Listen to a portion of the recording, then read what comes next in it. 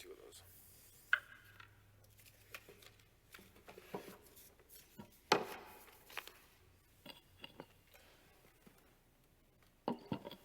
Shabbat Shalom, everybody. Shabbat Shalom. Another Shabbat, and it feels like another hangover. I want to be honest, it wasn't my intention to speak about the matters regarding Jew Hatred Weekly. I think yet because of the recent event at Mountain Brook High School, I think this community needs to hear from its Jewish leaders. I'm sure many of us know what happened. The Bellamy salute, which is formerly known as the Nazi salute, the situation in the classroom when you take that photo or video at face value, it's utter terrifying and frankly awful. I think we recognize the complexities of this situation. I think any time that we want to teach about the power of symbols, it comes at a significant risk, meaning that it needs to be responsible and well thought out, that the pedagogy needs to be surgical.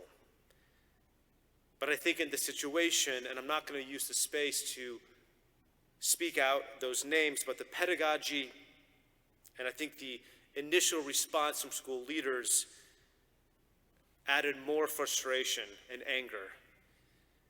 And what I heard from so many congregants was this feeling of the status quo that continues to not only live underneath, but on top of the surface here in Mountain Brook. Here is what I want to say first regarding the matter. For almost a year, I've been using this space to speak about Jew hatred. And after the events unfolded on social media and news articles, I am proud that so many members of this community desired some type of Jewish justice for what happened. And all the more so, they wanted some type of accountability. And I think this is a good thing. And this is what I've been talking about, that in order to respond to any hate, especially Jewish hate, we cannot have an apathetic community. And you saw with Danny's email, Danny and Joyce of the JCRC, they yielded nearly 400 calls from community members. In other words, we are listening.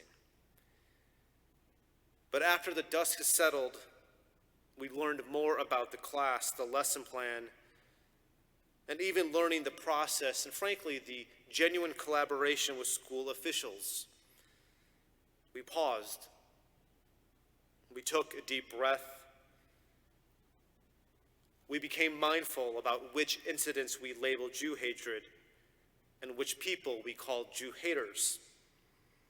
And we understood how complex and complicated this particular matter was. When I came to this community to interview, I've shared this story before. I remember I was meeting with religious school parents, and I heard a common narrative about Birmingham suburbs, from Vestavia and Mountain Brook.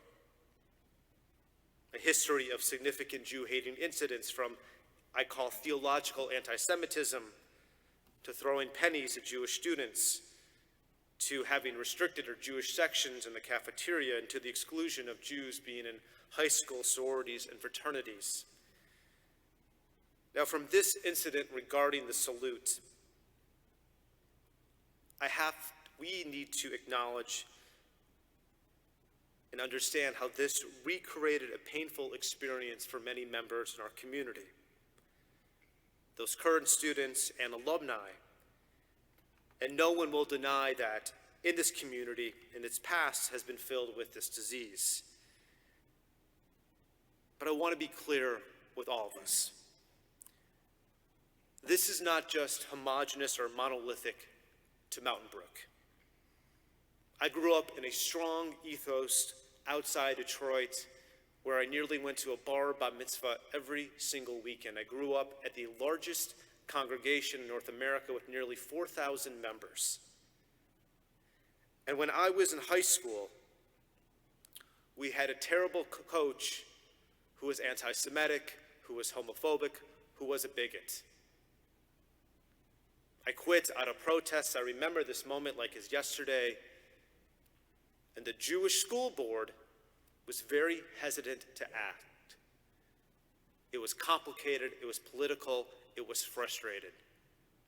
Something that can remind us here, but again, the tables were turned. This was a strong Jewish community that in a way wanted the story to go away. Again, it's not just monolithic here in Birmingham. During my years in San Diego, I lived in Carmel Valley, which just was north of La Jolla, which housed the University of California, San Diego. La Jolla used to be a very anti-Semitic city in which Jews were prohibited from living. They wanted one particular scientist, someone we're very proud of in our history, Jonas Salk, to create a strong Jewish faculty at this university, and therefore the quotas had to be lifted. But around 2018, La Jolla members did everything they could to prevent the construction of a Hillel house because of the deep-seated anti-Semitism that remains in La Jolla, in a blue state. And again, a year later, I remember seeing on the news students in Newport, California, playing drinking games with swastikas on the cup.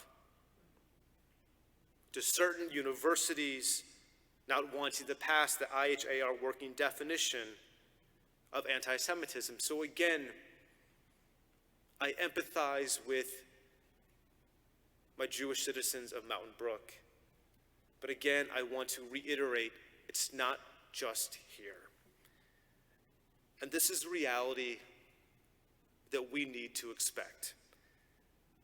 As long as we live in the diaspora, outside Eretz Israel, things like this will happen, regardless of the city, regardless if it's a blue state, a red state, a purple state, a big urban area.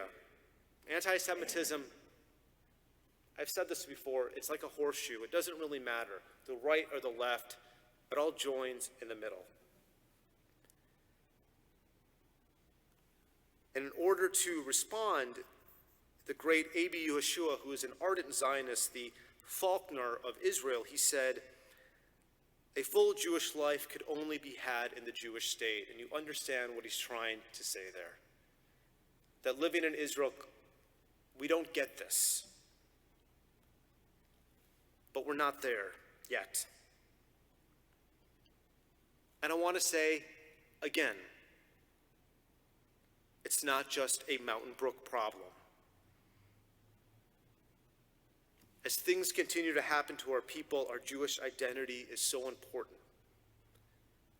And that's why I'm so committed to getting this congregation committed to God, to Torah, and to Israel.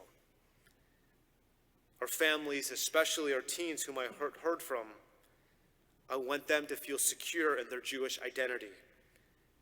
And when they face such hate and adversity, I recognize that I want to give them the solution, especially locally. But the situation with the salute, the complexities of what happened, things weren't helpful. From the picture going viral to news stories picking it up, certain things that lack the nuance. It isn't helpful and frankly harmful. And I'm going to say it again on the following Shabbat, when the ADL issued a terrible press release about what happened in the classroom, but suggested this happened because the school board didn't want to opt into its diversity training program back in the summer, which once again opened more wounds for us. Last summer felt like yesterday. We met with so many Jewish families, non-Jewish families, families who wanted the curriculum, those families who wanted a diversity curriculum but were really concerned about the ADL curriculum. I want to say on the record that the ADL curriculum, and Jonathan Greenblatt can hear it from my words,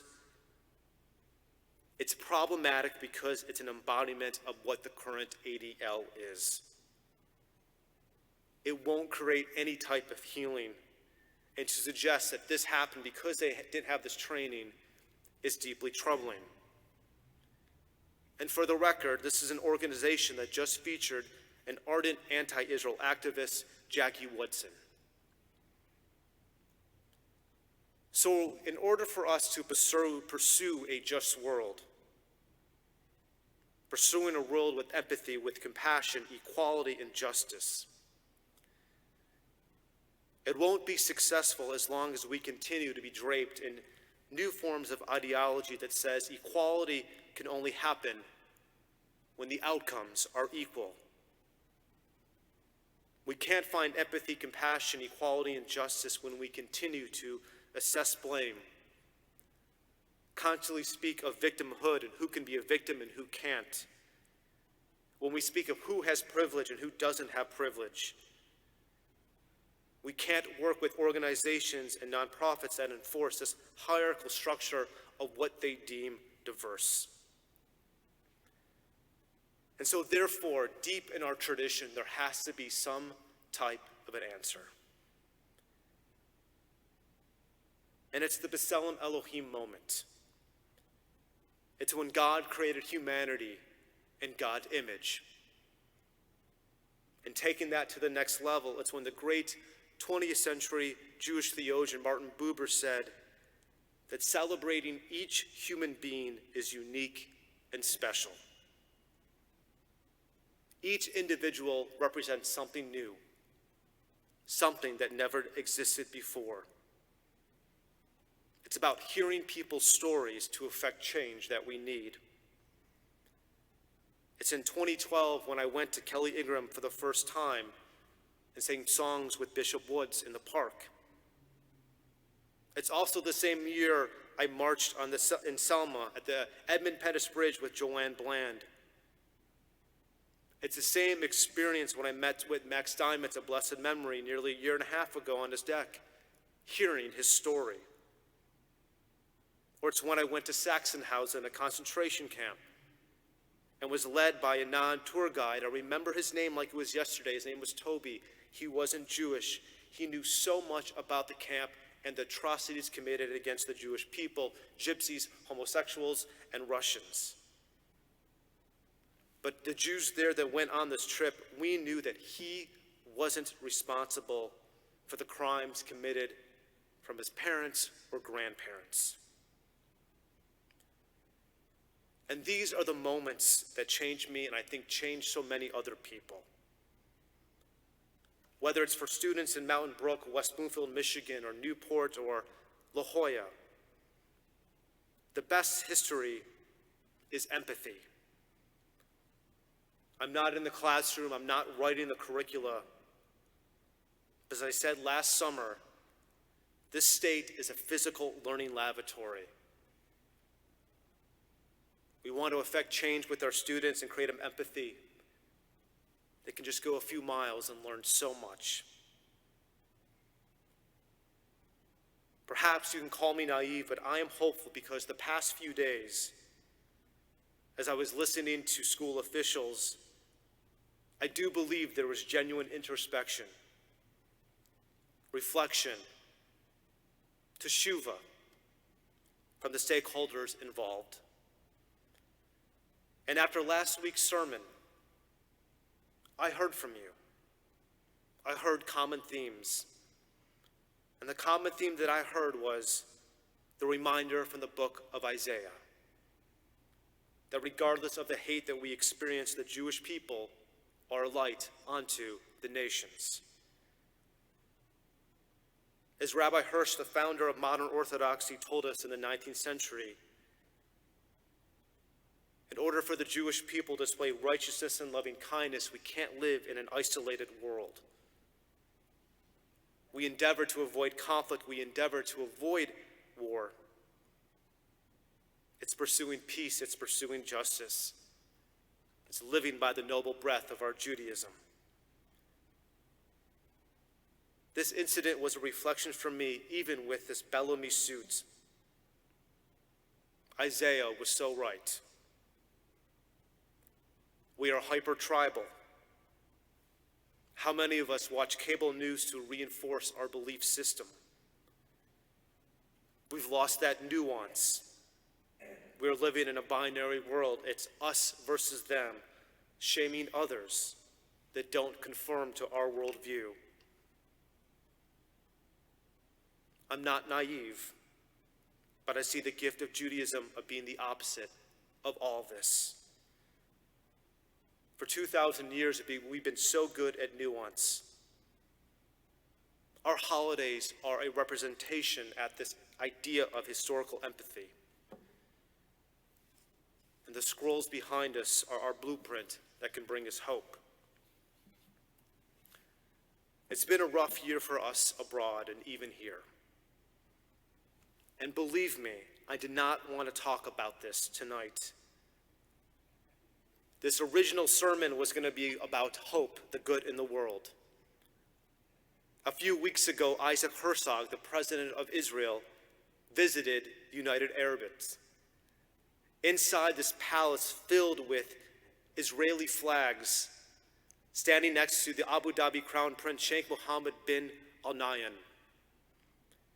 This was one of the most astonishing moments that we, the Jewish people, have ever seen. A new partnership, even in an area where there's been so much anti-Semitism, they found a light. And this is the book of Isaiah coming to fruition. If change can happen in the UAE, Sudan, Bahrain, this gives me hope that we can make change here too. In conclusion, I'm not going to list stats tonight. We all can recognize the week that we just had. We recognize our emotions, our triggers, our anger. But if we can find new partners and find light in the Middle East, I am hopeful that communities here can affect the change we want and have real partners who understand our story. So for my Jewish community who felt like this is another hungover week, we'll get hydrated, we'll take some Advil, and we'll continue standing. Gamze na'avor, this too shall pass. Shabbat shalom. We rise together, 586, Aleinu.